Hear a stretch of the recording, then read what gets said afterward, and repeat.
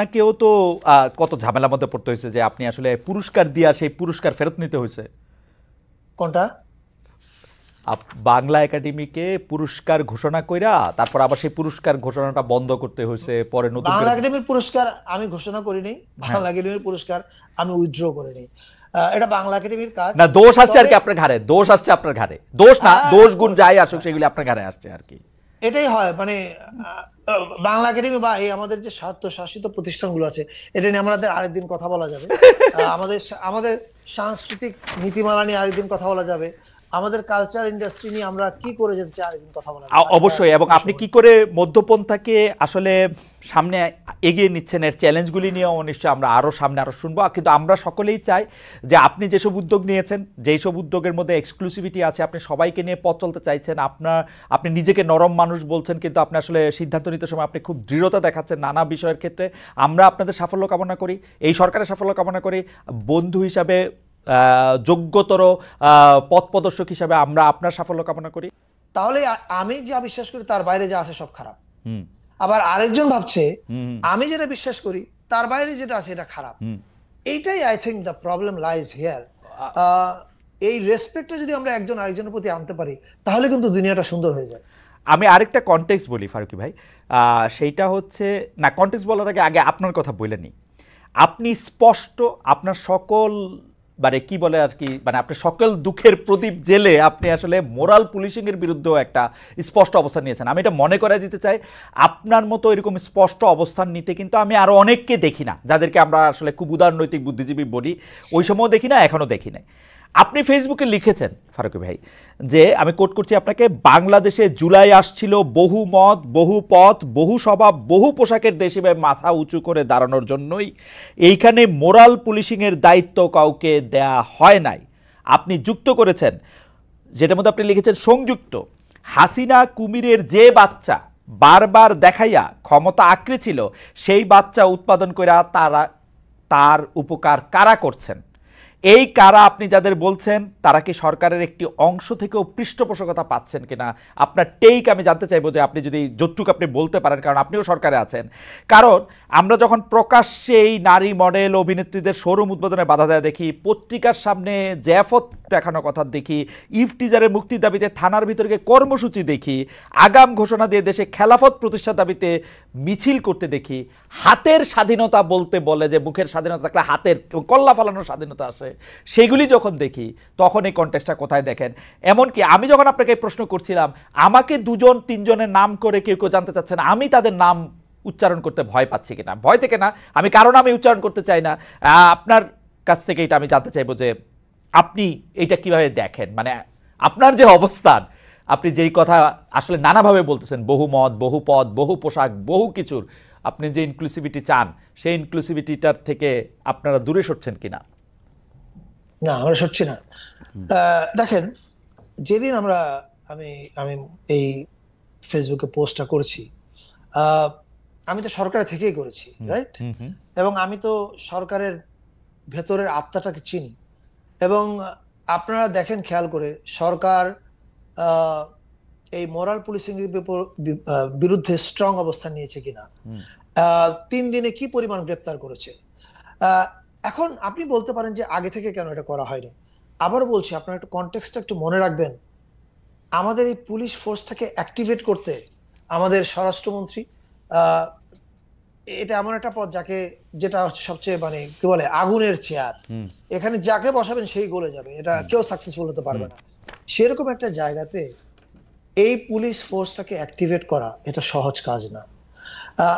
So it took some time. কিন্তু আপনি খেয়াল করে দেখেন, সরকার কিন্তু ডিসাইসিভ অবস্থান নিয়েছে, এবং ডিসাইসিভ অবস্থানকে কিন্তু আপনি খেয়াল করে দেখেন যে আমি আপনাকে দেখাতে পারবো অনেক মানুষ যারা ধরেন মাওলানা সাহেব, তারাও কিন্তু এই ধরনের যে জায়গায় জায়গায় মোরাল পুলিশিং করা, এটার বিরুদ্ধে কথা বলেছেন, এবং সেই মাওলানা সাহেবদের স্ক্রিনশট আমার কাছে আছে।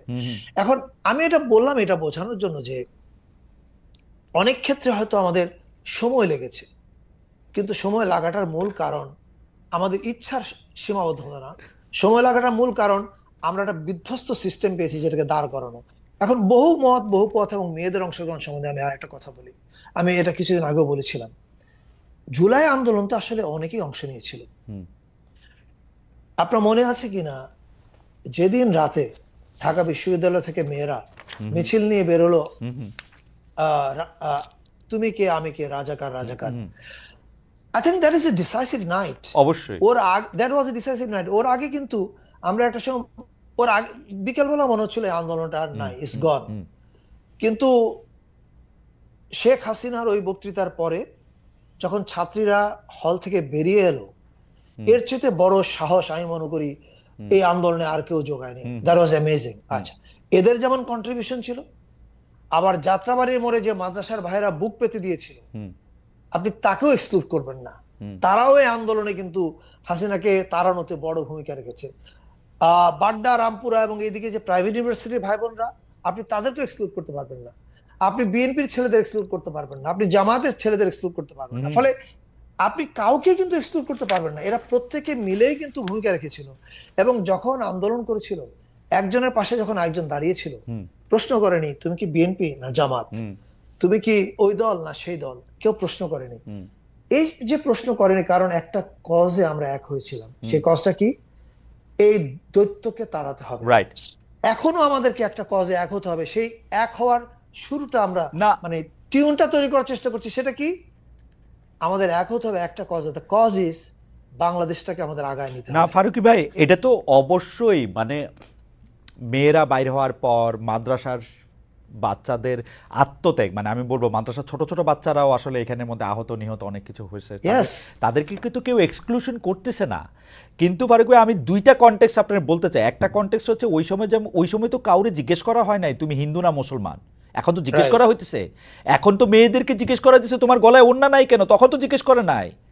এটা এখন আর নাই, এটা ওই সময় একটা ঝড়। আচ্ছা, এবার এটাতে বলি আমি, এটারও একটা ব্যাখ্যা আছে। দেখেন, হাসিনা যদি ভোটে যাইতো, কিন্তু সে তো ক্ষমতার লোভে ভোট জিনিসটাকে ধ্বংস করে ফেলছে, রাইট? আপনি দুইটা কনটেক্সট দেখাই। একটা হচ্ছে ভোটের মাধ্যমে সরকারের পরিবর্তন হয়েছে। এখন ভোটে সরকারের পরিবর্তন হলে কি হয়? একটা দল ভোটে জিতে আসে, যারা ভোটে পরাজিত হয় তারা মনে করে ওকে আমাদের স্টেক কম, এখন এর স্টেক বেশি, তারা দেশ চালাক, দেখি কিভাবে চালাচ্ছে, আর তারা ভুল করলে আমরা আমাদের প্রতিবাদ জানাতে থাকবো, রাইট? কিন্তু আপনি যখন সরকার পরিবর্তন ঘটান রক্ত দিয়ে, তখন কিন্তু আপনি রক্তের মাসুল চান।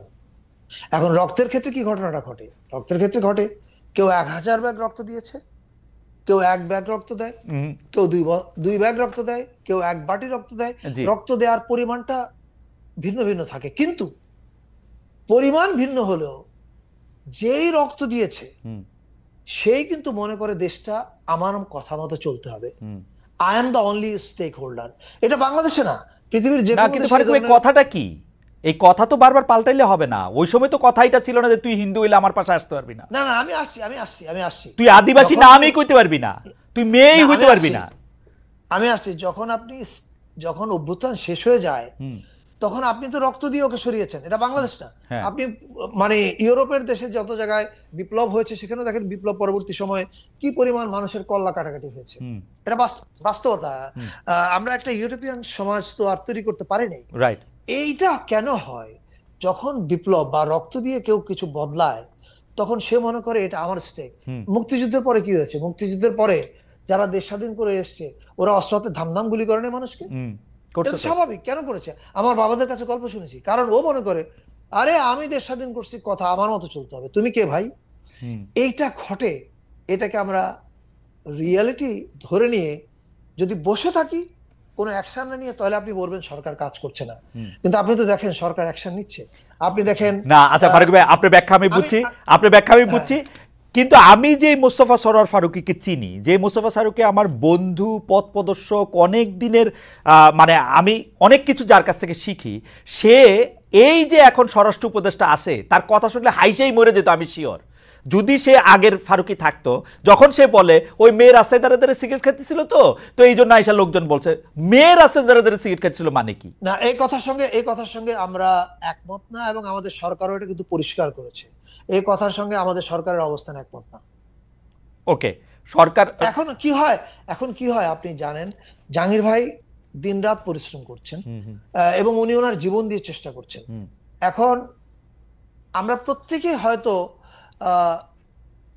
ঠিক আর্টিকুলেশনটা প্রপার করতে পারি না, এবং কোথাও কোথাও আমাদের এই আর্টিকুলেশনে মিস্টেক হয়, এটা যে হয় না তা না, সেটা এরকমই হতে পারে। কিন্তু এটা আপনি আমাদের সরকারের অবস্থা দেখে বুঝতে পেরেছেন। আমার আপনার বক্তব্য আমার কাছে পরিষ্কার। আমি আপনার একটু দৃষ্টি আকর্ষণ করতেছি, আপনার মানে সেটা হলো যে মানে আমরা দর্শকদের কাছে জানতে চাইতেছিলাম যে পহেলা বৈশাখের পাশাপাশি চৈত্র সংক্রান্তির আয়োজনও জাতীয়ভাবে হবে। প্রিয় দর্শক, সরকারের উদ্যোগ সমর্থন করেন কিনা, জাতীয়ভাবে এটা হওয়াটা সমর্থন করেন কিনা? শতকরা ৭৪% দর্শক এতে হা ভোট দিয়েছেন, না বলেছেন শতকরা ২৬% দর্শক, ৩৪,০০০ দর্শক এখানে ভোট দিয়েছেন। ফারুক ভাই, আমি আপনার একটু দৃষ্টি আকর্ষণ করতে চাই একটু পুরনো ঘটনায় ঘুরে গিয়ে, যে আপনি যে বলতেছিলেন যে হাসিনা যে কুমিরের বাচ্চা দেখায় আন্তর্জাতিক মহলের দৃষ্টি আকর্ষণ করে লাভ করতেছিল, এই লাভ আবার কারা তার গোয়ালে দিতেছে, এইটার প্রমাণ কিন্তু আজকে আমরা নিউ ইয়র্ক টাইমসে পাইলাম। নিউ ইয়র্ক টাইমসের মধ্যে আমরা পাইলাম, নিউ ইয়র্ক টাইমসের এই এটাকে কি বলবো, কলাম বলবো, অপিনিয়ন বলবো, এইটার মধ্যে কিন্তু কিছু ঘটনা উল্লেখ করা হলো, যে ঘটনাগুলো আসলে ঘটছে, আপনারা এটার মধ্যে ব্যবস্থা নিছেন।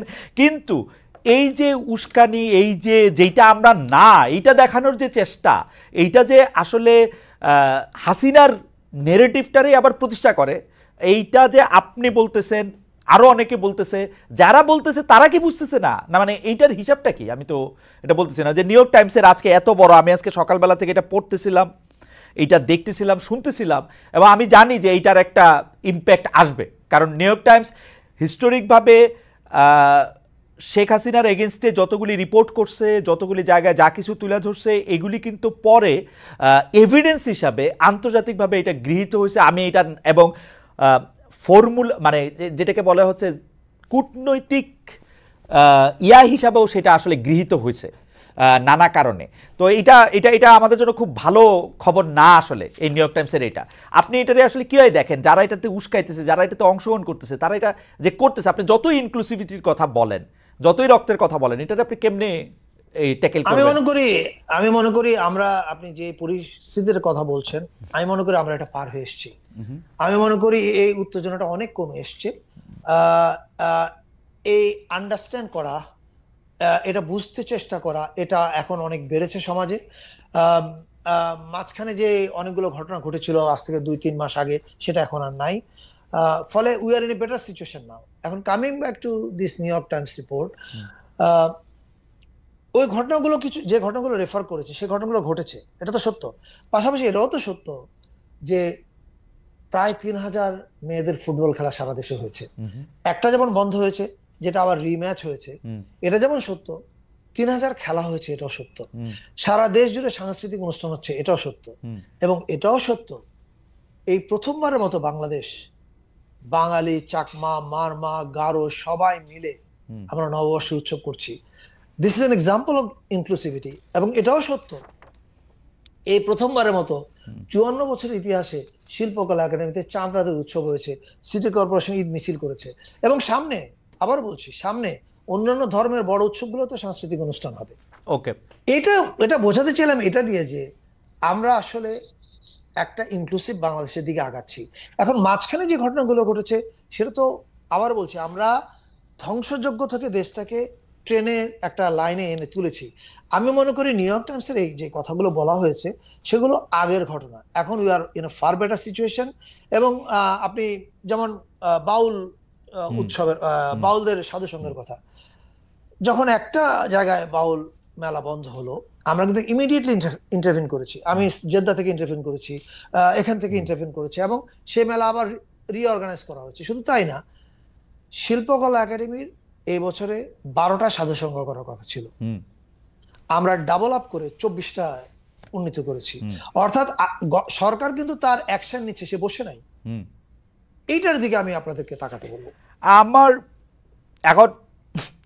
আমার যেহেতু কাজ একটু ডেভিলস অ্যাডভোকেট রোল প্লে করা, সেটার জন্য আপনি একটু মানে আপনি কিন্তু যা বলেন, আমি আপনার মধ্যে কিন্তু সাংঘাতিক কনসিস্টেন্সি দেখি। কারণ আপনি এতক্ষণ যা বললেন, সেটাকে এক লাইনে যা বলা যায় সেটা অলরেডি আপনি বলছেন, সেটা আপনি বলছেন কি ধর্ম সংস্কৃতির মধ্যে ফ্যাসাদ বাদিয়ে রাখা হয়েছিল, আমি আপনাকে কোট করলাম, কিন্তু এই ফ্যাসাদের দায় কি শুধু গত 15 বছর সরকারের উপর রাখবেন, নাকি আমি আপনার স্পেসিফিক প্রশ্ন করতে চাই যাদের কারণে সোহেল হাসান গালিব কবি সরকারি কর্মকর্তা এখনো জেলে, মানে তার একটা কবিতার ভুল ইন্টারপ্রিটেশন আর সঠিক ইন্টারপ্রিটেশন আমি জানি না, কিন্তু সোহেল হাসান গালিবরে যারা জানেন তারা জানেন তিনি অত্যন্ত মানে মানে মানে ধর্মবিশ্বাসী লোক, ধর্মবিশ্বাসী না হলেও কি ক্ষতি আমি সেটা জানি না। কবিদের বিরুদ্ধে যারা হাতের স্বাধীনতা চান, কতলের স্বাধীনতা চান, তাদেরকেও আপনি আসলে দায়ী করবেন। সংস্কৃতি সাহিত্য চর্চার বিরুদ্ধে এই হাতের স্বাধীনতা চাওয়া হচ্ছে এবং সরকারের তরফ থেকে তারা প্রশ্রয়ও পাচ্ছেন। এইটা আমি আমি আমি আমি আমি আমি কিন্তু এটা উল্লেখ করতে পারি যে শুধু গালিব জেলে তাই না, ফরহাদ মজারকে হুমকি দেওয়া হচ্ছে, রাখাল রাহাকে ক্রমাগত হুমকি দেওয়া হচ্ছে, কিন্তু যারা হুমকি দিচ্ছেন তারা আছেন বহাল তবিয়তে।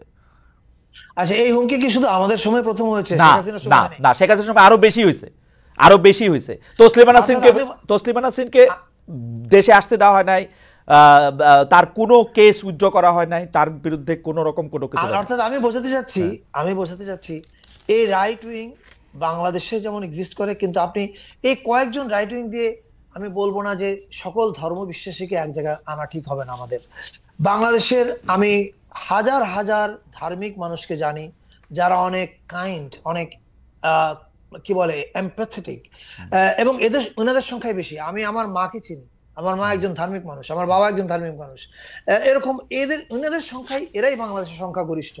এরা যদি সংখ্যাগরিষ্ঠ না হতো তাহলে তো ভোটে আপনি যেই গুটি কয়েক মাওলানা সাহেবদের মধ্যে কিন্তু খুব গুটি কয়েক মানুষ হচ্ছে এক্সট্রিম এন্ডে বিশ্বাস করেন। তো যদি এটা বাংলাদেশে পপুলার হতো আমাদের ধর্মপ্রাণ মানুষদের মধ্যে, তাহলে তো ওনাদের ভোট অনেক বেশি থাকতো।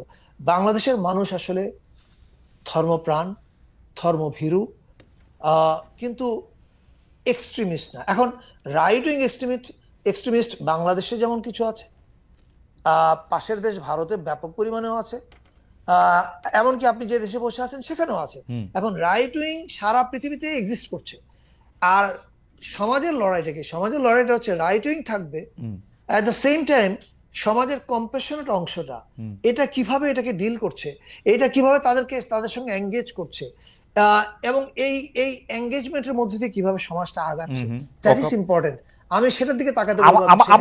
আমার শুধু মাঝে মাঝে মনে হয় যে আপনাদের আমলে এসে রাইট উইংটা মেইন স্ট্রিম হয়ে গেছে কিনা। আপনি আগের সরকারের কথা বলতেছিলেন, আগের সরকারের সাংঘাতিকভাবে, আগের সরকারও কিন্তু সাংঘাতিক রকমের রাইট উইংরে প্রশ্রয় দেওয়া জায়গায় ছিল নানা কারণে, মানে এক্সট্রিমিস্টদের একদিকে উস্কায় দিয়া, মানে আছে না একটা ওঝা হইয়া ঝাড়ো আর সর্প হইয়া দংশন করো, দুইটা রোলই ছিল সেই সময়। কিন্তু আপনাদের সময় কি, কারণ তাদের ওটা লাগতো ক্ষমতা থাকার জন্য, আপনাদের তো আর সেটা লাগতেছে না, কিন্তু তারপরও রাইট উইং এক্সট্রিম মানে মেইন স্ট্রিম হইতেছে কিনা আমি তো বুঝি না। যেই ধরনের কথা আপনি বলতেছেন যে শতকরা বেশিরভাগ ধর্মপ্রাণ মুসলমান এগুলি বিশ্বাস করে না, কিন্তু যেসব ধরনের কথা তারা বক্তৃতায় বলতেছেন, আমাদের অনুষ্ঠানে এসে বলতেছেন যে হ্যাঁ এটা কতল করতেই হবে, এটা মারতেই হবে, এটা হবে না, এটা সেই, আপনারা তো খালি আমি প্রথমে বলি যে সরকার ডেফিনেটলি, আপনি যে বলেন যে প্রশ্রয়, এটা প্রশ্রয়ের মধ্যে সরকার নাই। দ্বিতীয়ত আমি আবারও বলি, যে কোনো সমাজে এই যে রাইট উইং আছে, ইন এনি সোসাইটি, এই রাইট উইং এর সঙ্গে সমাজের কম্পোজিশনাল অংশটা কিভাবে এঙ্গেজ হচ্ছে, দ্যাট ইজ ইম্পর্টেন্ট। আমি আপনাদেরকে আশার দিকে তাকাতে বলবো। আপনি আশার দিকে তাকান। বাংলাদেশের এখনকার আমরা যে কদিনে সরকারের দায়িত্ব পালন করছি বা সামনে যে কদিনে আমরা করব, আপনি সেখানে যদি দেখেন যে সরকার এই জিনিসগুলোকে ব্যবহার করছে, সরকার উস্কে দিচ্ছে, তাহলে আপনি সরকারের দিকে আঙ্গুল তুলতে পারবেন। কিন্তু সমাজে এরকম উপাদান তো সকল সমাজে, আপনি বলছেন যে সরকার উস্কে দিচ্ছে না, তাই তো? সরকার প্রথমত উস্কে দেওয়া তো প্রশ্নই আসে না। দ্বিতীয়ত সরকার কোনো ধরনের নাগরিক অধিকার হরণ করার পক্ষপাতী না। ফারুকী ভাই, এইবার বই মেলায় একজনের বই বেচে দেওয়া হয় নাই, বলা হয়েছে যে এই বই ওই প্রকাশকরে ধরে তুলে নেওয়া হয়েছে, নিচে না? আপনি কোন আপনি যে স্টলটাতে তসলিমা নাসরিনের বই ছিল, হ্যাঁ তসলিমা নাসরিনের বই ছিল যে স্টলটাতে। আচ্ছা, এখন এখানে আমি দুইটা কথা বলতে চাই। একটা কথা হচ্ছে এই যে আবারও অনেক কিছু, যেমন আমাকে যদি আপনি প্রশ্ন করেন, আমি এমন একটা পৃথিবীতে এমন কোনো আইডিয়াল দেশ নেই, বাট আপনি যদি আমাকে একটা আইডিয়াল দেশ বানাতে বলেন, আমার আইডিয়াল দেশটা হবে এরকম, যেখানে যে আমাকে গালি দিবে সেও পাশে বসে থাকবে, কোনো অসুবিধা নাই আমার। বাট কোনো সমাজেই কনটেক্সটটা এরকম না। আপনি এমনকি পাশ্চাত্যের যে কোনো দেশের কথাও যদি ভাবি, হ্যাঁ, সেখানেও এমন কিছু বিষয় আছে যেখানে আপনি আক্রমণ করে কথা বলতে পারবেন, এটা তো আপনি জানেন। রাইট। আপনি যে আগে যে দেশে ছিলেন জার্মানি, আমি উল্লেখ করতে চাই না, I don't want to spill, কিন্তু আমি এটুকু আপনি বললেই বুঝতে পারবেন যে সেখানেও আপনি অনেক কথা আছে যেটা আপনি বলতে পারবেন না, অনেক আক্রমণ আছে যেটা আপনি করতে পারবেন না। সেটা তো মুক্ত চিন্তার দেশ, তাই না? কিছু কিছু জিনিস কনটেক্সটে ভাবতে হয় যে আমরা কোন কথাটা কিভাবে বলবো এবং কোনটা বলবো না। আর দ্বিতীয় কথা হচ্ছে এই যে ওই স্টলের ঘটনাটা, ওই স্টলের ভিডিওটাকে আপনি দেখেছেন, আমি তো মনে করি প্রথমত ওই স্টলে কাউকে যেতে দেওয়া উচিত হয়নি কনফ্রন্টেশনের জন্য। এটা বাংলা একাডেমির আগেই তাদের সঙ্গে কথা বলা উচিত ছিল, ঘোষণা দিয়ে গেছে, আগের থেকে বলে টলে গেছে। না এটা আগেই করা উচিত ছিল। কিন্তু পাশাপাশি আমার তো মনে হয়েছিল যে ভিডিওটা আমি দেখেছি, ভিডিওটা নিশ্চয়ই আপনিও দেখেছেন, ওখানে উস্কানি তো ওই দিক থেকেও ছিল, you know what I mean. মানে এদের যেমন ওখানে যাওয়া উচিত হয়নি, এটা বাংলা একাডেমির উচিত ছিল ডিল করা, তাদের কোনো বক্তব্য থাকলে বাংলা একাডেমি বলা উচিত ছিল। কিন্তু আমার কাছে মনে হচ্ছে যেমন ওখানেও এক ধরনের প্রভোকেশন ছিল। আমি দুইটার কোনোটাকে সঠিক মনে করি। ওকে, ঠিক আছে। আমি আমি আপনার বক্তব্যের মনোযোগ পাঠক হওয়ার কারণে আমি আরেকটা প্রসঙ্গে যাই, যে আপনি ইদানিং প্রায় বিভিন্ন বক্তব্যে মানে এটা মনে করিয়ে দিচ্ছেন আমাদেরকে, আমি কোট করছি, মুক্তিযুদ্ধের নবায়ন হয়েছে 2024 সালের অভ্যুত্থানে। এই নবায়নকে কেউ দেখছেন হচ্ছে প্রফেসর ইউনূসের একটি কথা, যেখানে উনি বলেছিলেন যে রিসেট বাটনের কথা, সেই কথার কনটেক্সটে অনেকে এটা দেখেন। কিন্তু আমরা আপনার কাছে একটু জানতে চাই যে মুক্তিযুদ্ধের যে নবায়নের কথা আপনি বলছেন বা বুঝাচ্ছেন, সেই নবায়ন কি এরকম যে সরকারি বেসরকারি উদ্যোগে দাবি যেটা করা হচ্ছে যে মুক্তিযুদ্ধের ইতিহাস, মুক্তিযুদ্ধের স্মৃতি, আমি আবার বলি, আমি এগুলির সাথে কিন্তু আওয়ামী লীগ অ্যাসোসিয়েট করি না, কারণ মুক্তিযুদ্ধ আওয়ামী লীগ এবং হাসিনার আওয়ামী লীগ, মানে ওইটা কেমনে আর ভালো হবে কি হবে না হবে ওইটার সাথে আমার ইয়া না। কিন্তু মুক্তিযুদ্ধের ইতিহাস, মুক্তিযুদ্ধের স্মৃতি, মুক্তিযুদ্ধের নিদর্শন তখনই রাখা যাবে, সরকার থেকে বলা হচ্ছে, যখন সেগুলি জুলাই স্পিরিট ধারণ করে সমন্বয় করা হবে। ইন্টারেস্টিং, তাই না? মানে মুক্তিযুদ্ধের স্মৃতিকে জুলাই স্পিরিটের সাথে ম্যাচ করতে হবে। আমি আপনার দুই চারটা ঘটনাও বলি ভাই, তাহলে আপনি বুঝবেন। না, এটা হলো আমার আন্ডারস্ট্যান্ডিং, এই জন্যই কি সরকারি বেসরকারি উদ্যোগে এই দাবিগুলি করা হচ্ছে কিনা ছোট ছোট জায়গায়, যে মুক্তিযুদ্ধের ইতিহাস, মুক্তিযুদ্ধের স্মৃতি, মুক্তিযুদ্ধের নিদর্শন তখনই রাখা যাবে, প্রদর্শন করা যাবে যখন যেগুলি জুলাই স্পিরিট ধারণ করে। যেমন আমি উদাহরণ দিতেছি, তাহলে আপনি বুঝবেন। যে ধরেন বঙ্গবন্ধু এভিনিউর নাম পাল্টে শহীদ আবরার এভিনিউ করা হলো, খুব ভালো কাজ করছেন, এটা জিন্না এভিনিউ করে দেন, আরও ভালো। স্বাধীনতার দিবসের অনুষ্ঠান করার সময় মুক্তিযুদ্ধের মুরাল ঢেকে রাখা হয়েছে। জাতীয় জাদুঘরের মুক্তিযুদ্ধের গ্যালারি জুলাই স্পিরিট ধারণ করে সংস্কারের উদ্যোগ নেওয়া হয়েছে। সোহরাওয়ার্দী উদ্যানে 7ই মার্চের ভাষণ তো দূরের কথা, পাকিস্তানিদের আত্মসমর্পণের দেয়ালচিত্রও থাকবে না। মুক্তিযুদ্ধের নেতাদের করা হবে সহযোগী মুক্তিযোদ্ধা। এসবের মাধ্যমে আসলে মানে আপনার রিডিংটা কি ফারুকী ভাই? মানে আপনি কি এখানে প্রথম কথা হচ্ছে মুক্তিযুদ্ধর মাধ্যমে বাংলাদেশের সৃষ্টি হয়েছে। যেদিন 5 আগস্ট হাসিনা পালিয়ে গেলেন, ওই দিন বিকেলবেলা আমেরিকা থেকে প্রকাশিত ম্যাগাজিন ভ্যারাইটি, তারা আমার একটা কোটেশন চায় এই ঘটনাটা সম্পর্কে। তখন আমি, এটা এখনো গুগল করলে আপনি পাবেন, সেখানে আমি তো এই কথাটা বলেছিলাম যে it felt like second independence. Now এটার অর্থটা কি? দ্বিতীয় স্বাধীনতা মানেটা কি? দ্বিতীয় স্বাধীনতা তো আক্ষরিক অর্থে নিলে হবে না, এটা কবিতা, এটা অ্যালেগরি। দ্বিতীয় স্বাধীনতা বলতে বা স্বাধীনতার নবায়ন বলতে বোঝানো হচ্ছে মুক্তিযুদ্ধ আসলে কেন হয়েছিল। মুক্তিযুদ্ধ হয়েছিল যে আমার দেশ আমি চালাবো আমার মতো করে, আমার দেশটা আরেকজন চালাবে না। কিন্তু গত 15 বছরে মানুষের মনে এই প্রশ্ন নানাভাবে এসছে যে বাংলাদেশটা কি বাংলাদেশ চালাচ্ছে না অন্য কেউ চালাচ্ছে।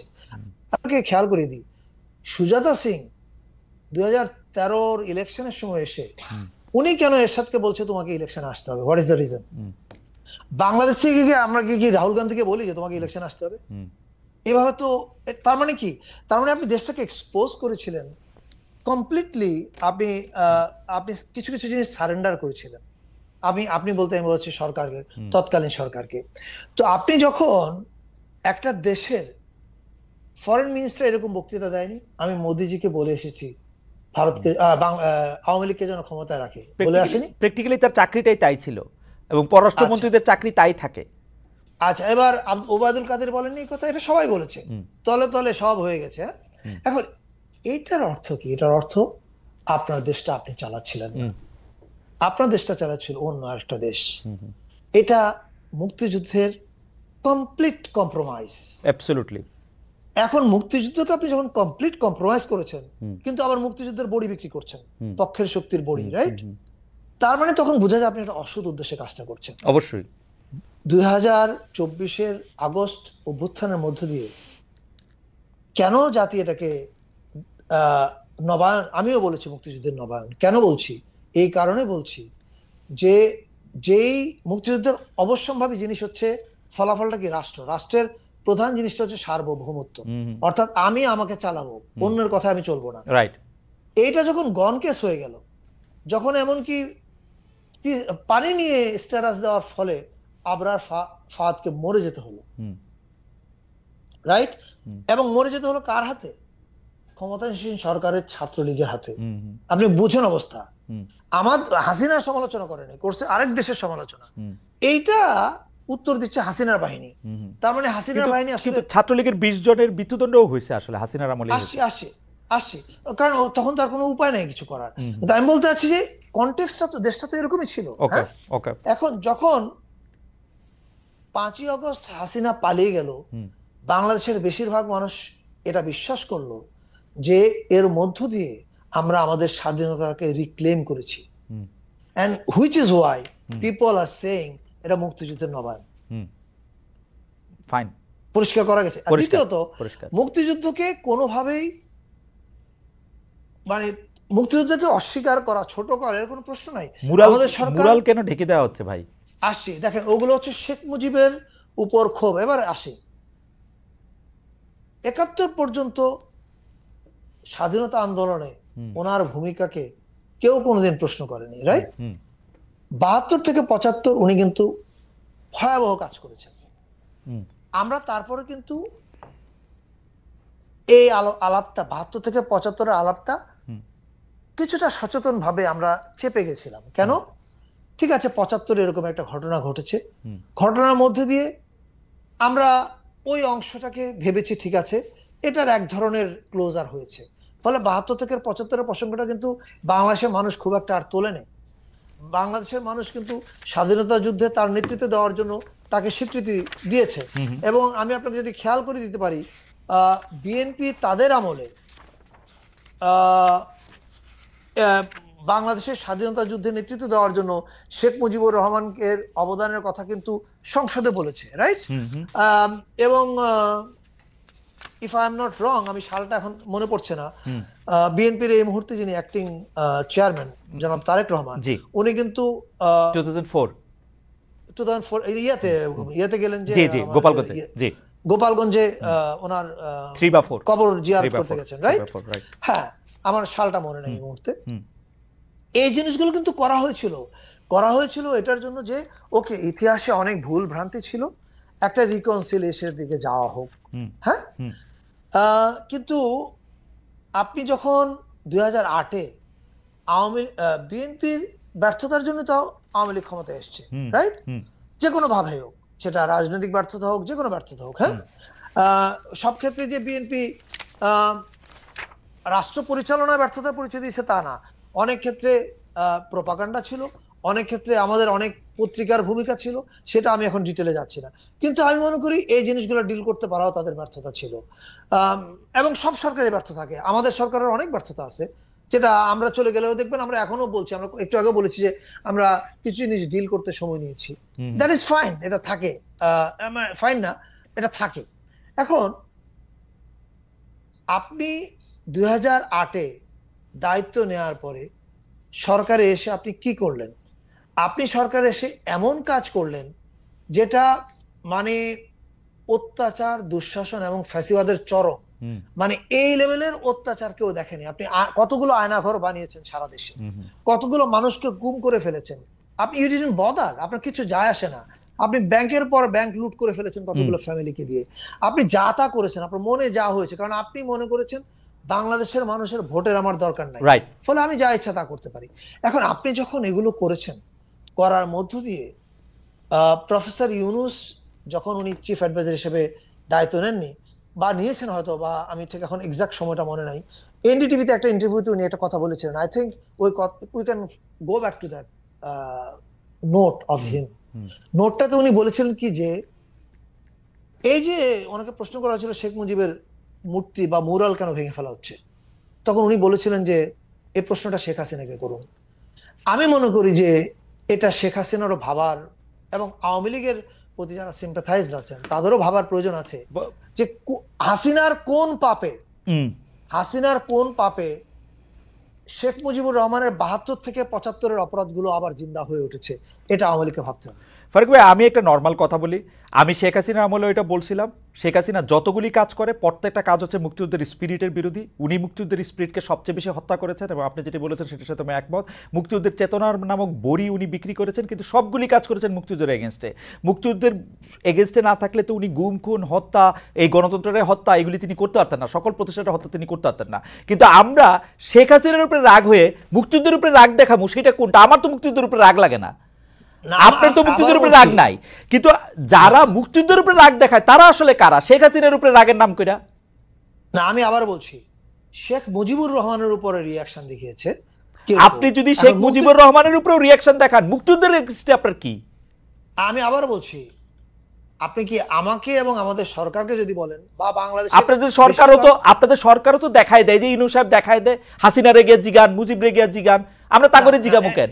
আমারও তো হাসিনার উপরে অনেক রাগ, আমি তো জীবনে মুক্তিযুদ্ধের উপরে রাগ হইতে পারি না, শেখ মুজিবের উপরে ৭১ পর্যন্ত রাগ হইতে পারি না। তো না, আমি বলি, আমরা সরকারের তরফ থেকে যদি আপনি কোনো একটা কারণ দেখতেন যেটা মুক্তিযুদ্ধকে ডিসরিগার্ড, ডিজোন করার চেষ্টা করা হচ্ছে, তাহলে আপনি এই কথা বলতে পারতেন। হাসিনাকে জিজ্ঞেস করুন দিয়ে কি বোঝানো হচ্ছে? বোঝানো হচ্ছে, আপনি দেখেন ভাই, আপনি এটা কেন বুঝতেছেন না? আপনি যে হাসিনা যদি ২০১৩-তে ইলেকশনে হেরে চলে যেতেন, কেউ কে গিয়ে শেখ মুজিবুর রহমানের মুরাল ভাঙতো আগে? না, কিন্তু ফারুক ভাই আমার একটা কথা শুনেন, আমার কাছে আমি নর্মাল বুঝি, মুক্তিযুদ্ধ শেখ হাসিনার বা উনার বাবার সম্পত্তিও না, যদিও উনার বাবার নেতৃত্বে অনেকাংশেই মুক্তিযুদ্ধ হয়েছিল, পুরো অংশেই মুক্তিযুদ্ধ হয়েছিল, কিন্তু এটা কারো সম্পত্তি না রে ভাই, মুক্তিযুদ্ধ আমাদের সবার। আমরা তো বলছি আমি হাসিনার উপরে রাগ হইছি, আমি মুক্তিযুদ্ধের লোক আমার কি? আবারও এখানে আমি পরিষ্কার করতে চাচ্ছি, যারা আক্রমণ করেছেন তারা তো আমরা না, আমিও না, আমরা তো জানি না কারা ওখানে আক্রমণ করেছেন, রাইট? কিন্তু আমি যেটা বোঝাতে চাচ্ছি, মানুষের ক্ষোভের প্রসঙ্গটা, ক্ষোভটা হাসিনা হয়ে শেখ মুজিব পর্যন্ত গিয়েছে, কারণ হাসিনা তো শেখ মুজিবকে ফ্যাসিবাদের ঢাল হিসেবে ব্যবহার করেছে, নাম্বার ওয়ান। নাম্বার টু, আমি আপনাকে কাউন্টার প্রশ্ন করছি, আপনি এটা এইভাবে ভাবেন, শেখ হাসিনা ২০১৩-তে একটা নিরপেক্ষ নির্বাচনে পরাজিত হয়ে ক্ষমতা ত্যাগ করলে কোথাও কি শেখ মুজিবের মুরালের না ভাঙা হইতো না? কিন্তু আমি মনে করি শেখ হাসিনা এরকম অন্যায় করে দাবির মুখে পালায় যায়ও এরপরও এটা ভাঙা উচিত হয় নাই। আপনি দেখেন, খেয়াল করে, আমি আবার বলছি, দেখেন প্লিজ, আমার এটা বলেন না যে আমি বলছি এটা উচিত হয়েছে। না না, আপনি যা বলছেন সেটা পরিষ্কার, আপনি বলছেন যে আপনি বলছেন আমি উচিত হয়নি, এই কথাটা সবসময় বলছি। আমি খুব নরম মনের মানুষ ভাই, আমি মধ্যপন্থী মানুষ। আমি মনে করি সবাই, যেমন যে লোক আপনি আমি জানি না, আমার আম্মা ছোটবেলায় একটা গল্প, মানে এটা হাদিসে আছে কিনা আমি ঠিক নিশ্চিত না, আমি না জেনে মন্তব্য করতে পারি না, তবে আমার আম্মা নবীজির নামে একটা কথা আমাদেরকে সবসময় বলতেন। আম্মা বলতেন যে, বাবা, এটা আপনারা অনেকেই সবাই শুনেছেন, যে নবীজির পথে কাটা বিছায় রাখতো একজন বুড়ি। একদিন নবীজি পথ দিয়ে হেঁটে যাওয়ার সময় দেখলেন যে কাঁটা নাই। তখন উনি জিজ্ঞেস করলেন যে, কি ব্যাপার, ওই বুড়ি কোথায়? তখন উনি জানতে পারলেন যে উনি অসুস্থ। তখন উনি ওনাকে দেখতে গেলেন। এখন এটা সহি হাদিস কি হাদিস আমি জানি না, কিন্তু আমার মা আমাকে যে ঘটনাটা বলতেন, এই ঘটনাটাকে আমার কাছে দুর্দান্ত ইন্সপায়ারিং একটা ঘটনা মনে হয়েছে। আমার কাছে মনে হচ্ছে যে মানুষ আমার ক্ষতি করতে চায়, আমি তাকেও যেন হেল্প করার মতো উদারতা দেখাতে পারি। আমি একটা উদাহরণ দেখাই। আপনি এখন যে দেশে আছেন, আমেরিকা, সে দেশে একজন বাঙালি ভদ্রলোক আছেন, ওনার নাম, আমি যদি নাম ভুল না করে থাকি, রইসউদ্দিন। হয়তো নাম ভুল করতে পারি, আপনি গুগল করলে পাবেন। উনি আমেরিকার কোন একটা রাজ্যে ওনার একটা দোকান শপ চালাতেন। ওই দোকানের মধ্যে ওনাকে হোয়াইট সুপ্রিমেসিস্ট একজন এসে গুলি করে ওনার চোখে। উনি বাঁচার কোনো কথা ছিল না। ওই সুপ্রিমেসিস্ট অ্যারেস্ট হয় এবং উনি দীর্ঘদিন লড়াই করে ফিরে আসে, বেঁচে আসে। তো ওই লোকের বিরুদ্ধে তো মামলা হচ্ছে, মানব হত্যার মামলা চলছে। এর মধ্যে এই রইসুদ্দিন সাহেব অসাধারণ একটা মানবতার ঘটনা। এই রইসুদ্দিন সাহেব হজে যান। এবার হজ থেকে, আমি যদি ভুল না করে থাকি, আমি অনেকগুলো পত্রিকা পড়েছি ফলে আগে পিছু হতে পারে, হজ থেকে এসে উনি যে লোক তাকে মারতে চেয়েছিলেন, যার মৃত্যুদণ্ড হয়েছে ঘোষণা করা হয়েছে, মৃত্যুদণ্ড বা যাবজ্জীবন বা সামথিং, আই থিঙ্ক মৃত্যুদণ্ড হয়েছে ঘোষণা, তখন ওনাকে উনি দেখতে যান। দেখতে যাওয়ার পরে ওনার সঙ্গে কনভারসেশন হয়, হওয়ার পরে ওনার মন ভেঙে যায় এবং তারপর উনি একটা ক্যাম্পেইন চালু করেন। সেই ক্যাম্পেইনটা হচ্ছে ওকে যেন বাঁচানো হয়, ওকে রক্ষা করার জন্য। এখন এই যে উদারতা রইসুদ্দিন দেখিয়েছেন, রইসুদ্দিন বলছেন এটা ওনার ধর্ম শিখিয়েছে ওনাকে উদারতা। উনি হজে গিয়ে উপলব্ধি করেছেন এই উদারতাটা উনি দেখাতে চান। আমরা এখন আমি আপনাকে উদাহরণ বলছি, আপনি এটাকে কি বলবেন? এটা কি ইসলাম? আপনি মানে এখন আপনি কোন ইসলামকে গ্রহণ করবেন? এটা আপনার না, আমরা নানা সময়ই দেখেছি যে সংখ্যা লঘুর ধর্ম আচরণ এবং সংখ্যা গুরুর ধর্ম আচরণ আকাশ আর পাতাল তফাৎ করে। আমরা এটা নিয়ে আলাদা এটা নিয়ে কথা বলবো না। আমি এজন্য ফেসবুকে অনেক আগে আমি একটা স্ট্যাটাস লিখেছিলাম যে পৃথিবীতে সবচেয়ে সকল সংকটের মূলে সব দেশে দেখবেন সংখ্যা গুরুদের কিছু ভূমিকা। না, এটা আপনি বলছেন, এটা আমিও খেয়াল করছি। আমি শুধু আপনাকে একটা জিনিস খেয়াল করে দিই। ধরেন আমরা যে ভারতের সাথে খুবই নতজানু কূটনীতি করতাম, ভারতের কাছে আপনি যেটাকে বলছেন অনেক কিছু ওপেন করে দেওয়া হয়েছিল, রাষ্ট্রের নাম না বলেও যেটা বলেছেন, আমি এটা বলছি, সেই ব্যাপারেও আমার কোনো রকম কোনো সন্দেহ নাই। এখন আমার রাগ ভারতের উপর, সেই জন্য আমি আবার জনাব তারেক রহমানকে কোট করি। জনাব তারেক রহমান বলছেন যে এই মানে বিএনপির যে ভাইস চেয়ারম্যান, যে 15 বছর ধরে দেখতাম খালি ইন্ডিয়ান শিল্পী এখান দিয়ে আসে সেখান দিয়ে আসে, এরা আসছে 4 মাস না 5 মাস হয়েছে, খালি পাকিস্তানি শিল্পী আসে। কারণ কি? 4 গুণ 5 গুণ 6 গুণ টাকা দিয়া পাকিস্তানি শিল্পী নেওয়ার মানে কি? আমার ইন্ডিয়ার উপরে রাগ, তো সেই জন্য কি আমি এইটা আমি পাকিস্তানি শিল্পী দিয়ে দেখাবো? এটা কি মানে কি আদারাইজেশন হইতেছে ভাই? এটা আবার একটু বলেন। আপনি কি আমাকে প্রশ্ন করলে আপনাকে প্রশ্ন করতেছি। জি, আমি বাংলাদেশের শিল্পী দিয়ে দেখাতে চাই। আপনি জানেন যে আমি হচ্ছে একজন বাংলাদেশপন্থী মানুষ। তার মানে এই না যে কোনো দেশের প্রতি আমার বিদ্বেষ আছে। যেমন আমি একটু আগে যে ক্রিটিসিজমটা করলাম, আমি কিন্তু আবার গাল খেয়েছিলাম সোশ্যাল মিডিয়াতে যখন বলেছিলাম যে পূজায় ইলিশ পাঠানো উচিত। এখন দেখেন, আমি এর আগে লিখেছিলাম অনেক আগে, আমি 2বার বলে দিচ্ছি খেয়াল করি। একবার লিখেছিলাম পাকিস্তানে যখন ভূমিকম্প হয় তখন আমি খুব শোক প্রকাশ করে আমার পাকিস্তানি বন্ধুদের উদ্দেশ্যে ফেসবুকে লিখেছিলাম এবং ওটা লেখার পরে আমার স্ট্যাটাস শেয়ার করেছে, অনেকে শেয়ার করে বলেছে আগেই বলছিলাম এটা পাকিস্তানের রাজাকার, বুঝেন? তখন আমি উত্তরে বলেছিলাম the problem is Mohammad Jafar ইকবালরা আমাদেরকে শিখিয়েছেন, আমি নাম ধরে বললাম, ভেরি সরি, এতক্ষণ আমি অনেক নাম উল্লেখ করছিলাম না, বাট এটা এখন আর আমি ধরে বললাম যে উনি লিখেছিলেন যে বিমান পাকিস্তানের উপর দিয়ে যায় আমি সেই বিমানে যাই না, বিমানে উনি চড়ে না। মাই গড, কি পরিমাণ মানে হেট স্পিচ, এটা হেট স্পিচ, এটা পৃথিবীর যে কোনো সভ্য দেশ হইলে তার বিরুদ্ধে আসলে। আচ্ছা, এখন আসেন, আমি তখন ওই লেখা লিখেছিলাম পাকিস্তান আমাদের বিরুদ্ধে যুদ্ধাপরাধ করেছে, তার মানে যদি পাকিস্তানের সব মানুষকে আমি ইয়াহিয়া খান মনে করি, দ্যাটস ভেরি রং। আমার অনেক বন্ধুকে আমি চিনি যারা একজনও ইয়াহিয়া খান না। ভারতের অনেক নীতির সমালোচনা যখন আমি করেছি তখন আমি একটা স্ট্যাটাস লিখেছিলাম, ওইটা নিয়েও আমি সমালোচিত হয়েছি, কারণ ভাই আমি সাদা কালোতে দেখতে পছন্দ করি না। আমি তখন লিখেছিলাম যে ভারতের 100 কোটি মানুষই নরেন্দ্র মোদী না।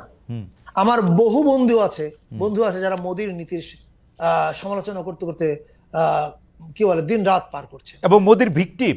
There are people in India who are worst victim of Modi. ফলে আমার বক্তব্যটা হবে আমরা যেন কোনো কিছু পেইন্ট ব্রাশ না করি, একটা পেইন্ট ব্রাশ দিয়ে না করি।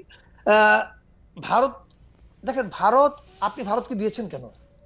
আপনি হাসিনা ভারতকে সব ঢেলে দিয়েছেন, আপনি ভারত কেন? পৃথিবীর যে কোনো রাষ্ট্রকে আপনি ঢেলে দিলে সে সব গ্রহণ করবে, এটা আপনার সমস্যা, আমার সমস্যা। তো এখন আমাকে আমার রাষ্ট্র হিসেবে আমাকে নেগোশিয়েট করতে পারতে হবে। ওকে আমি যদি নেগোশিয়েট করতে না পারি, আমি তো দোষ আমার রাষ্ট্রের যে সরকার পরিচালনা ছিল তাকে দিব। ফারুক ভাই, আমাদের একটা খুব গুরুত্বপূর্ণ প্রসঙ্গে শেষ প্রসঙ্গ হিসেবে আমরা রাখছিলাম, কিন্তু we have to extend the program for 10 minutes. Ashis, can we do that? Oh my god, yeah এত কথা বলছি। ইয়া ফারুক ভাই, জিনিসটা হইলো যে নববর্ষ নিয়ে কথা কইতে হবে আর কি, এটাই আমাদের শেষ প্রসঙ্গ, যেহেতু সামনে নববর্ষ আসতেছেও। আপনি নববর্ষ উদযাপনটাকে অন্তর্ভুক্তিমূলক করতে চাচ্ছেন, কথা বারবার বলছেন এবং করছেনও, এটা দিয়ে আপনার নানা ধরনের প্রশংসায় যেমন আপনার কাছে আছে, আবার কেউ কেউ এই এন্টিথিসিসটাও দিচ্ছে যে উদযাপনে আদিবাসী দেরকে যুক্ত করলে তাদের নিজস্ব যে বর্ষবরণ আছে সেটা হারিয়ে যেতে পারে, মিশে যেতে পারে, তাদের স্বাতন্ত্র্য বর্ষচর্চা ঝুঁকিতে পড়তে পারে। এইটার জবাব আপনি আসলে কিভাবে দিচ্ছেন? এটা মোটেও ঠিক না। প্রথম কথা হচ্ছে, আমাদের উৎসব 2 দিন ব্যাপী হচ্ছে, চৈত্র সংক্রান্তি এবং ঢাকায় বর্ষবরণের র্যালি, যেটা পহেলা বৈশাখ বেরোচ্ছে। এখন চৈত্র সংক্রান্তি আসলে ট্র্যাডিশনালি বাঙালি এবং আমাদের দেশের যত অন্যান্য জাতিগোষ্ঠী আছে তারা পালন করে। চাকমা, মারমা, গারো বিভিন্ন নামে, কেউ সাংরাই, কেউ বিজু, কেউ ওয়াঙ্গালা, বিভিন্ন নামে করে, কেউ ফাগুয়া। এই উৎসবগুলো সব জায়গায় হচ্ছে। চৈত্র সংক্রান্তি 13 এপ্রিল, এবং এর মধ্যে কোথাও কোথাও আমি নিজেও যাচ্ছি, ফিজিক্যালি চেষ্টা করছি যেতে। আমার মন্ত্রণালয় কোথাও কোথাও কন্ট্রিবিউট করছে, পার্টিসিপেট করছে। ফলে এই উৎসবগুলো জাঁকজমকপূর্ণভাবে সারা দেশেই হচ্ছে। এগুলো কোনোটাই বন্ধ হয়নি, বরং আরো বাড়ছে। এবং বাড়ার জন্য মন্ত্রণালয় এর আগে যত টাকা খরচ করত তার দ্বিগুণ বরাদ্দ করেছে। ফলে তাদের স্বাতন্ত্র্য আমরা শ্রদ্ধার সঙ্গে রক্ষা করছি, নাম্বার 1। নাম্বার 2, ঢাকায় কেন্দ্রীয়ভাবে যেটা হচ্ছে শোভাযাত্রা বর্ষবরণের, এইটা আসলে মধ্যবিত্তদের চালু করা উৎসব। এটার ইতিহাসটা আমাদের 2 লাইনে বলতে হবে। এটা চালু হয়েছে যশোরের চারুপীঠে, শিল্পী শামীম ভাইয়ের উদ্যোগে। তখন এটার নাম ছিল বর্ষবরণ শোভাযাত্রা। এবার শামীম ভাই যখন ঢাকা পড়তে আসলেন, তখন উনি ওনার চারুকলার বন্ধু বান্ধব সবাইকে মিলে উৎসব করলেন। তখন এটার নামটা হয়ে গেল আনন্দ শোভাযাত্রা।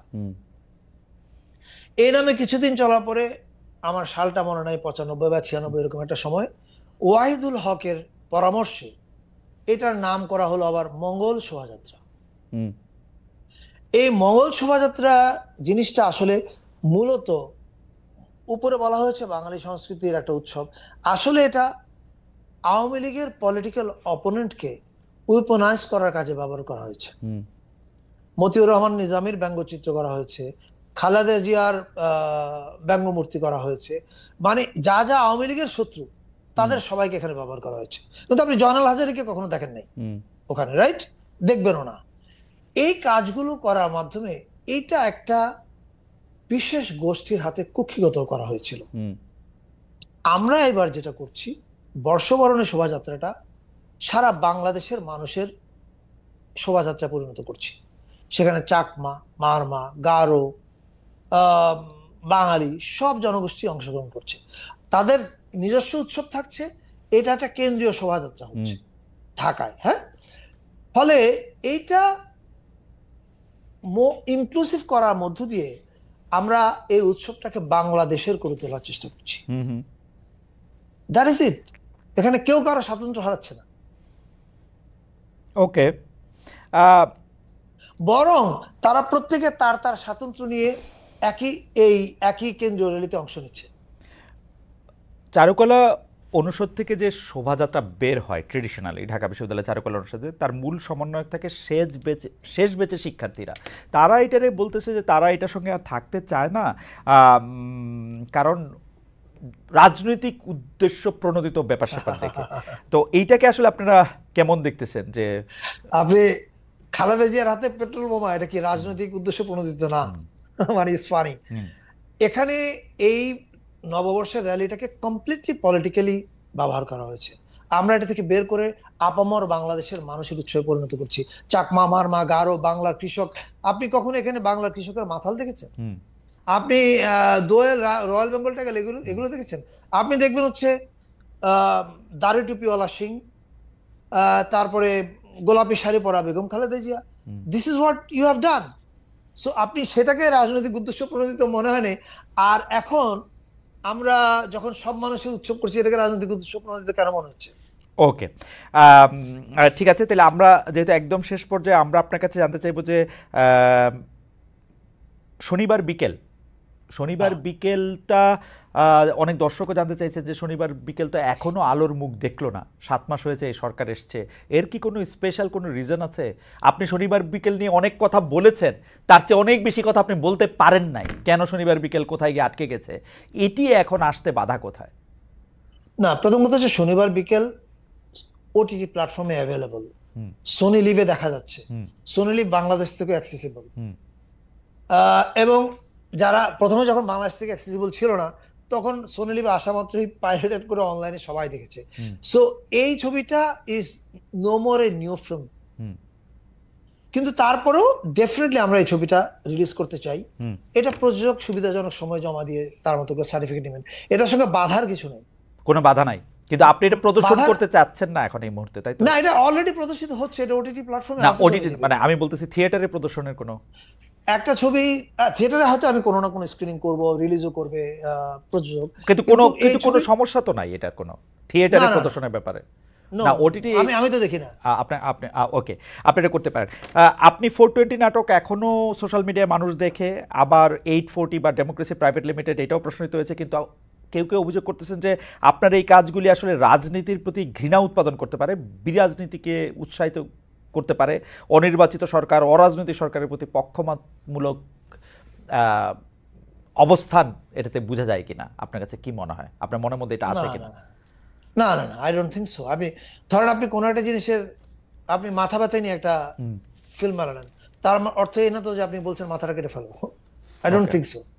ওকে, আচ্ছা, এটা আমার শেষ প্রশ্ন, কারণ আপনার সাথে আসলে কথা বলা খুবই আনন্দদায়ক। আমি একটু দর্শকদের বলতে চাই, মোস্তফা সরোয়ার ফারুকে আমাকে বলেছিলেন যে আমার অনুষ্ঠানটা টানা কিনা, মাঝখানে আসলে আমরা বিজ্ঞাপন বিরতি নিই কিনা বা এই অনুষ্ঠানের মধ্যে, কারণ তিনি সারাদিন মিটিং করে এসে তার একটা শারীরিক কন্ডিশন অনেক সময় মনে হয় যে তিনি আরেকটু লম্বা হয়ে শুয়ে থাকতে চান। তা আমি বলেছিলাম যে না, আমরা গল্প আড্ডায় কথা এটি পার করে দেবো, সেটি দেখা যাচ্ছে আমরা 1 ঘন্টা 10 মিনিট করে ফেলেছি, সেই জন্য এটি আসলে শেষ অনুষ্ঠান। আপনাকে ধন্যবাদ এবং মানে আপনি আমাদের সাথে থাকার জন্য। শেষ প্রশ্ন, যে আগে প্রতিটি আমলে আমরা শিল্পীদের লিখিত অলিখিত কালো তালিকা দেখতাম, এখনো সেই প্রবণতা রয়েছে কিনা? শিল্পকলায় নাটক বন্ধ করতে হয়েছিল কয়েক মাস আগে, মামুনুর রশিদকে মঞ্চে আসতে মানা করা হয়েছিল, চারুকলার মঞ্চে রফিকুন নবীকে দেখতে দেওয়া হয় নাই, তারা আওয়ামী লীগের সাথে ঘনিষ্ঠ ছিলেন বা আছেন, এইটাতে তাদের শিল্পী চরিত্র খারিজ হয়ে যায় কিনা? মোস্তফা সরোয়ার ফারুকের থেকে শুনবো, শেষ 1 মিনিট। না, খারিজ হয়ে যায় না। আমি মনে করি যে শিল্পী নানান বিশ্বাসী হতে পারে, কিন্তু এখন আমি আপনাকে একটা প্রশ্ন করতে চাই। হিটলারের পতনের পরে হিটলারের সকাল, হিটলারের পোশাক, হিটলারের দিন, হিটলারের রাত, এরকম অজস্র বই লিখেছেন এরকম একটা মানুষ। উনি কি আসলে খুব স্বাভাবিকভাবে যিনি এন্ডোর্স করেছেন যে হিটলার যে মানুষ মারছে এটা ঠিক আছে, এটা যারা এন্ডোর্স করেছেন তারা কি খুব স্বাভাবিকভাবে না, হিটলারের অপরাধের মাত্রা এবং হিটলারকে যারা অ্যানাবল করেছেন তাদের সংখ্যাটা এরকম ছিল বা তারা মানুষটা এরকম ছিল যে আমাদের মধ্যেও অনেকে, এমনকি উপদেষ্টাদের মধ্যে অনেকেও শেখ হাসিনার সাথে যেরকম সম্পর্ক ছিল পরিবারের বা নিজের, তারাও কিন্তু আসলে সেই তালিকায় পড়ে যেতে পারেন। মানে হিটলারের ব্যাপারটা আর বাংলাদেশের ব্যাপারটা বাংলাদেশে অনেকে বাধ্য হয়ে করেছেন। আমাকে মানুষজন জানতে চায় যে ও তো আসলে ওই সরকারের সময় খুব বেশি প্রতিবাদ করে না। আমি বলছি যে হাসিনার কোলে গিয়া যে উঠে নাই, সরি মানে হাসিনা সরকারের কোলে গিয়া যে উঠে নাই, এইটাই হলো অবস্থা। এখন আমার একটা প্রশ্ন আছে, আমাদের উপদেষ্টাদের মধ্যে কে হাসিনা ঘনিষ্ঠ, নাম বলেন। মানে আপনি আমাকে নাম বলতেছেন? মানে আমি হিটলারের স্কেলে হিটলারের সাথে যার একটু এরকম সম্পর্ক আছে তার সাথে ঘনিষ্ঠতার জায়গা থেকে বললে এরকম বলাই যায় যে এর সাথে এটা নট এ সিঙ্গেল ওয়ান নাই। আমি আপনাকে পরিষ্কার বলি, রণবীর স্যারের কথা বলি। রণবীর স্যার যখন হাসিনা মানুষ খুন করছেন, উনি গণভবনে গিয়ে কেন গেছিলেন?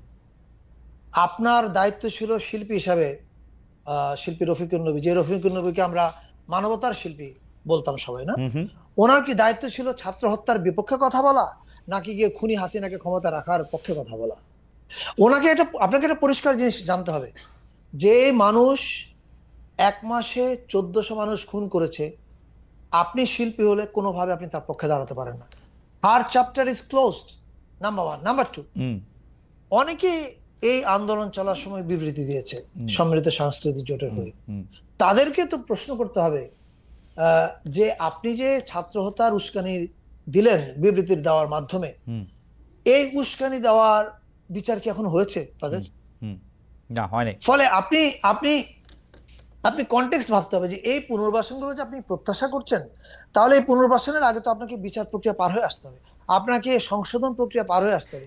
সেইটা কেন এরকম একটা লিস্ট করছেন নাকি, মানে রণবীর স্যারের না, মতো, না, মামুন রশিদের মতো এরকম কে কে আছে? না তাহলে No, লিস্ট করলে ভালোই তো না। ধরেন জার্মানিতে এরকম একটা লিস্ট আছে, কিন্তু আপনি দেখে নিবেন যে ইনারা হচ্ছে হিটলারের এই সময়ের আমি এনাবলার। মনে করি একটা লিস্ট করলে ভালোই তো না? না, আমি মনে করি প্রথম কথা হচ্ছে এই যে আপনার সঙ্গে আমি একমত, হয়তো আমাদের যদি এরকম একটা উদ্যোগ থাকতো যে কারা কারা ওই সময় বিবৃতি দিয়েছে তাদের বিরুদ্ধে মামলা হওয়া উচিত, কিন্তু আপনি কেন ধরে নিচ্ছেন যে তাদের বিরুদ্ধে কোনো একদিন মামলা হবে না?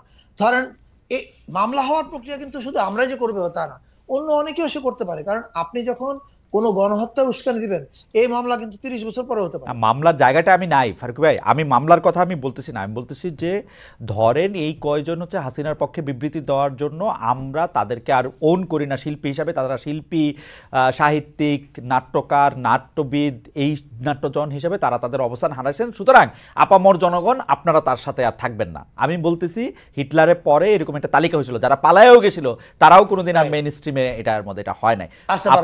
আপনারা এটা এরকম করবেন কিনা বা করার উদ্যোগ আছে কিনা? মানে এটা ICT has to look into this actually, যে কারা কারা এই উস্কানিগুলো দিয়েছে। এটা আই এম শিওর মানে তারা তাদের সামর্থ্য দিয়ে এখন প্রধান অপরাধীদের বিচারের ব্যবস্থা করছে। আই এম শিওর এটা কোনো না কোনো সময় আসবে, ইতিহাসে এগুলো প্রশ্নগুলো সমাধান করে যেতে হবে। আপনি যদি এই প্রশ্নগুলো সমাধান না করে যান তাহলে কিন্তু মুশকিল পড়বে সামনে। এটা আরেকটা ডিভাইড করবে না তো, মানে কোনো ডিভাইড করবে না তো এটা আরেকটা? আমি মনে করি পরিষ্কার করার জন্য এটা পরিষ্কার করার জন্য একটা পরিষ্কার করার জন্য যে কারা কারা এই ছাত্র হত্যার সময় উস্কানি দিয়েছেন তাদের নামগুলো স্পষ্ট করা উচিত। অবশ্যই তাদের একটা বিচারিক প্রক্রিয়ার মধ্যে দিয়ে যাওয়া, এবং এটার জন্য আপনি সরি হ্যাঁ আপনি শেষ করেন তাহলে এটা কি বলি, তাদের একটা সংশোধন প্রক্রিয়ার মধ্যে দিয়ে যাওয়া উচিত। ওকে, তাহলে মানুষ জানবে যে আপনি শিল্পী হলেই, কেবল যে আপনি শিল্পী বলেই একটা খুনকে সমর্থন করে আপনি পার পাবেন না।